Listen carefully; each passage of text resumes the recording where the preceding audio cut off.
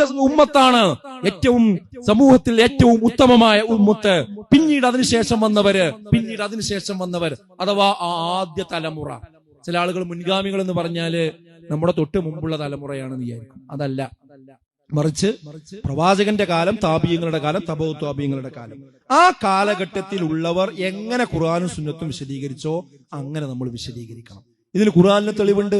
വസ്സാബിഖൂനൽ അവ്വലൂന മിനൽ മുഹാജിരീന വൽ അൻസാർ വല്ലദീന തബഊഹും ബിഇഹ്സാൻ റളിയല്ലാഹു അൻഹും വറളൂ അൻഹു വഅദ്ദ ലഹും ജന്നാത്തിൻ തജ്രി തഹ്തഹൽ അൻഹാറു ഖാലിദീന ഫീഹാ അബദാ ദാലികൽ ഫൗസുൽ അലീം.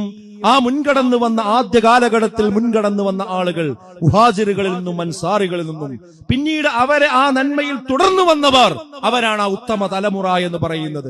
അവരുടെ പ്രത്യേകത എന്താ? റളിയല്ലാഹു അൻഹും, അല്ലാഹു അവരെ തൃപ്തിപ്പെട്ടിരിക്കുന്നു, വറളൂ അൻഹു, അവർ അല്ലാഹുവിനെയും തൃപ്തിപ്പെട്ടിരിക്കുന്നു, വഅദ്ദ ലഹും ജന്നാത്തിൻ തജ്രി തഹ്തഹൽ അൻഹാറു ഖാലിദീന ഫീഹാ അബദാ.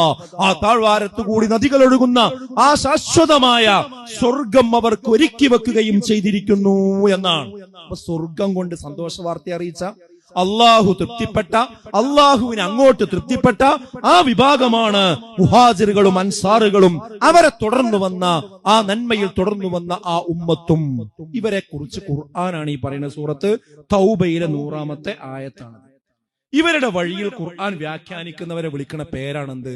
അഹ്ലുസ് സുന്നത്തി വൽ ജമാഅ എന്ന് പേര് പറയും, ഫിഖ്ഹത്തുൻ നാജിയ എന്ന് പേര് പറയും, ത്വായിഫത്തുൻ മൻസൂറ എന്ന് പേര് പറയും, സലഫികൾ എന്നവർക്ക് പേര് പറയും, ഇസ്ലാഹികൾ എന്നവർക്ക് പേര് പറയും, മുജാഹിദുകൾ എന്നവർക്ക് പേര് പറയും. ഈ പേരുകളൊക്കെ ഈ ഒരു ആശയത്തിൽ നിന്നുകൊണ്ടാണ് നമ്മൾ വിളിക്കുന്നത്.